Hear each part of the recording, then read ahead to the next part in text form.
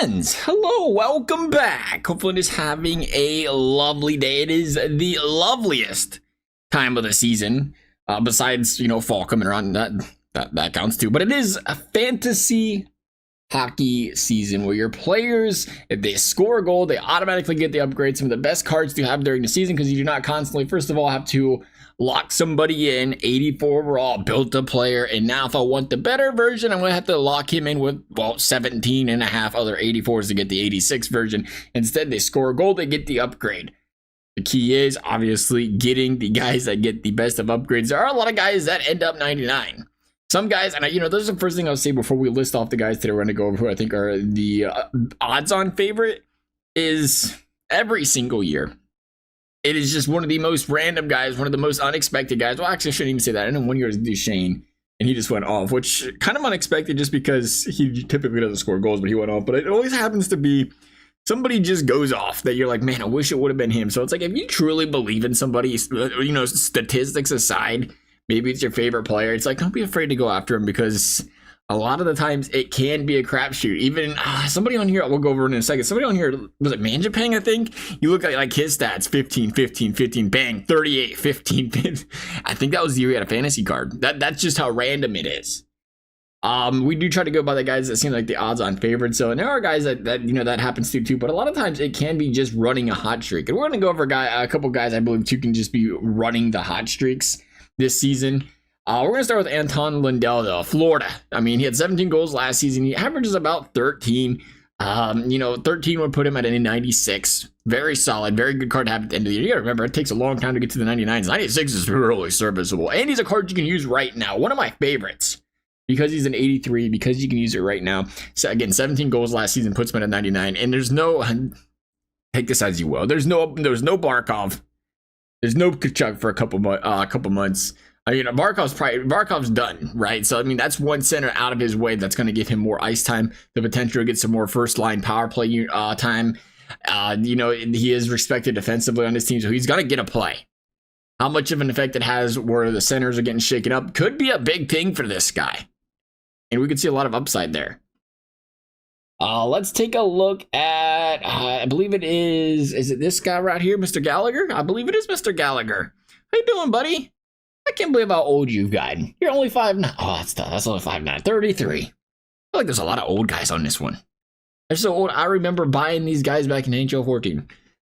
Cool thing about hockey, I guess. Getting distracted. Gallagher. This one feels like dang near a lock. I mean, he's been on pace pretty much every year in the last 10, except for one where he wasn't on pace to score 16 goals. Now, he has battled some injuries here and there, but other than the injuries, again, he has been on pace every single year. It almost feels like one that EA messed up and didn't mean to do. But we do see that with a couple of the Masters where they're a little bit more likely to get the upgrades, it seems like, because Gallagher's one of those guys like, oh, I don't know how that one slid through the woodworks. Let's look for, is it another Master? You know what? It is another Master. I think we're seeing a trend here. At least Masters Bodeborg. I like Bjorkstrand. Now, but I don't like Bjorkstrand as a lock 99. He is a good 20 goal scorer every single season. He is on Tampa. The opportunities do, arise when you're on Tampa. I always love a chance on Tampa. Take guys on teams like that. They might just wake up and say, hey, we'd like you to play with Kucherov every day, and this guy's going to pot 40. It's that easy. But I like Bjorkstrand because he's a notorious streaky goal scorer as well. The thing is, he could be a notorious streaky goal scorer, scoring not goals, be a goal scorer less. But he can get hot and, be a guy that pots 10 really quickly. So I love him as one of those streaky guys. Who do we got left here? We got a couple players left. Yeah, we got a couple on here. How about this one? Seems like he has a fantasy card every single season. Taylor Hall's jingle type. We have an 84 overall. I like to stay away from Hall. I like to stay away from Barzal because they're kind of trap players because they're not gold. They're popular players. They sell packs. They're fast. And look at that speed. Woo. They're fast.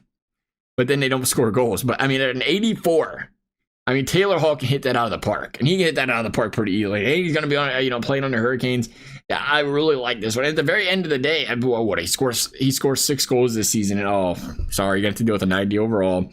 Who's got one of the best skates in the game. He's got the ankle breaker X factor. I mean, you put him on your team right now, and he's going to play on your team for the next 2 months, no matter what he does. And I absolutely love players like that, because you never know. Some guys take a long time. It's like you're just sitting on a fantasy card with a 79 overall that's not even usable for 3 months. It's like you put 600K and it's not usable. But Taylor Hall's one of those guys, plug and play. Absolutely love that. It's a little bit more difficult with the defense. I do not personally love the defense because it's just so hit or miss with defense. I like to try to find some of the defensemen that are on teams like the Avalanche that, they predominantly use their defensemen to put points up, and you see it oftenly. But at the same time, you see guys like that are, they need 10 plus goals. Any defenseman that needs 10 plus goals, I'm passing on every time. It's just defensemen are too inconsistent every year, where 1 year they might put up 10, they might put up 6, they might put up 12. And I like consistency if I'm going to put this much coinage into one of my players. Let's see what we're looking at here. Where is the defenseman that I am looking for? Yeah, so slid him in here. The problem is I forget what team he was. Oh, there it is, Vegas. Noah Hannafin. I was drawing a blank. So Noah Hannafin. He's put up double-digit goals 3 of the last 4 seasons. And, frankly, that's enough for me. 3 of the last 4 seasons, double-digit goals. That's about as consistent as you're going to get. He needs, 9 goals? He would technically need 10 goals to be no, he needs 9, right? 9, 18. He only needs 9. He's put up double digits 3 of the last 4 seasons. He is on a good hockey team, a team that does use finds various ways to score points. And I just look at him in general and think, hey, you know what? I'll take it. I'll take that chance as far as defensemen are. Because, again, playable now. He scores 1 or 2 goals. I mean, he only needs to score 2. He can score 2 in a game. And he's going to be playable for quite some time. Even now, at 81 is not a terrible card to have. I mean, you're probably hoping you have some 83, 84s. But, I mean, if you go opening day, coming around the corner here, and he's an 83 after a goal, you're doing all right for a little bit. Nonetheless, that is going to wrap things up for this video. As always, if y'all enjoy it, I'd appreciate you consider liking, subscribing. You never have to. Thank you for watching. We'll see you next time.